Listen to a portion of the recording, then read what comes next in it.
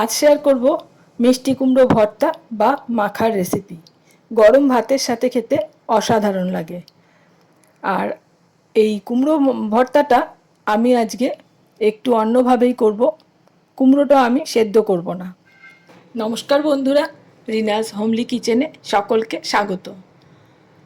কুমড়ো ভর্তা আমি কিভাবে বানাবো দেখে নেওয়া যাক আজকের এই রেসিপিতে। রেসিপিটা ভালো লাগলে লাইক আর চ্যানেলটা সাবস্ক্রাইব করা না থাকলে চ্যানেলটা সাবস্ক্রাইব করে পাশে থাকার অনুরোধ রইল। কুমড়ো ভর্তা বানানোর জন্য আমি এখানে 300 গ্রাম কুমড়ো নিয়েছি। আর কুমড়োটাকে এখন কয়েকটা টুকরো করে প্রথমে কেটে নেব। আমি ছুরি দিয়েই কাটছি, আপনারা ছুরি কিংবা বটি যা দিয়ে সুবিধা সেইভাবে কেটে নিতে পারেন।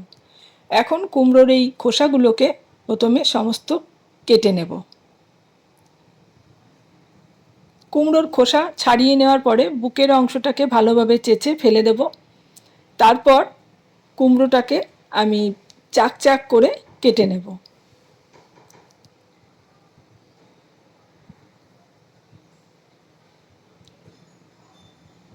সমস্ত কুমড়োগুলোকে আমি এইভাবে কেটে নেব, একদম পাতলাও না আবার খুব বেশি মোটাও না। সমস্ত কুমড়ো কেটে নিয়েছি। এখন একটা ফ্রাই প্যানে দিয়ে দিলাম 1 চামচেরও কম সর্ষের তেল। তেলটা ভালো করে গরম হয়ে গেলে প্যানের গায়ে ভালো করে ছড়িয়ে দিলাম। আর এখন এই কুমড়োর টুকরোগুলো আমি এক এক করে এই প্যানের মধ্যে দিয়ে দেব। এর মধ্যে কোনো নুন হলুদ কিছু দেওয়ার প্রয়োজন নেই। সমস্ত কুমড়োগুলোকে দিয়ে ঢাকা দিয়ে রেখে দেব 2 মিনিট। হাই ফ্লেমেই রাখবো।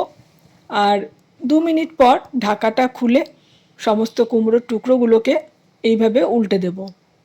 আর কুমড়োগুলোকে একটু পোড়া পোড়া করেই এইভাবে সেদ্ধ করে নিতে হবে।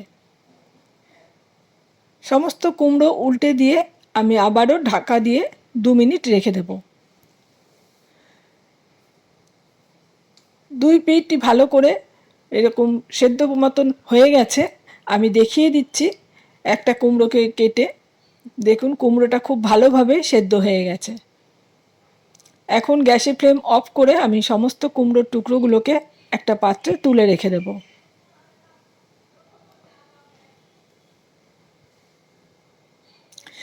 এবার ওই ফ্রাই প্যানের মধ্যেই আরও 1 চামচ সর্ষের তেল গরম করে 3টে শুকনো লঙ্কা দিয়ে ভেজে নিচ্ছি। শুকনো লঙ্কাগুলো ভাজা হয়ে গেলে তুলে রেখে দেব। আর দিয়ে দেব একটা বড় সাইজের পেঁয়াজ কুচি। পেঁয়াজটাকে আমি একটু মোটা মোটা করে কেটেছি।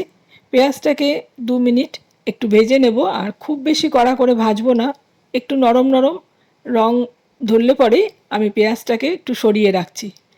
আর এখন এই তেলের মধ্যে 4 কোয়া রসুন, একটা চেরা কাঁচা লঙ্কা আর হাফ চামচ কালো জিরে দিয়ে দিলাম।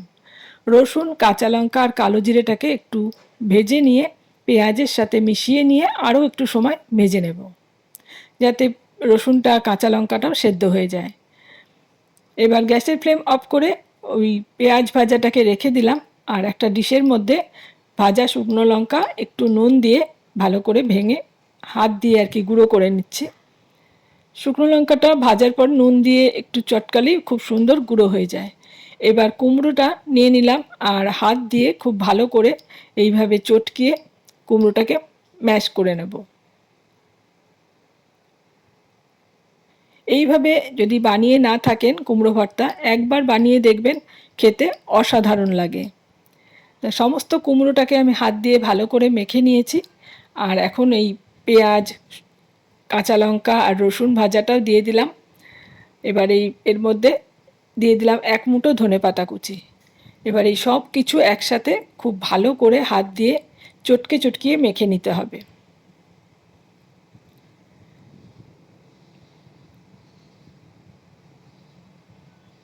ভালো মতন মাখা হয়ে গেলে এর মধ্যে আমি দিয়ে দেবো 1 চামচ সর্ষের তেল। যে কোনো ভর্তাতেই একটু কাঁচা সর্ষের তেল দিলে পরে সেটা খেতে বেশ ভালো লাগে। ভর্তাটা আমার রেডি হয়ে গেছে। আর এইভাবে আপনারা বানিয়ে দেখবেন, আশা করছি আপনাদেরও ভালো লাগবে। আমার আজকের এই কুমড়ো ভর্তার রেসিপি কেমন লাগলো কমেন্টসে জানাবেন। ভালো লাগলে লাইক আর শেয়ার করতে পারেন। আজ এখানেই শেষ করছি। আবারও চলে আসব নতুন কোনো রেসিপি নিয়ে। এতক্ষণ আমার সাথে থেকে ভিডিওটা দেখার জন্য অসংখ্য ধন্যবাদ।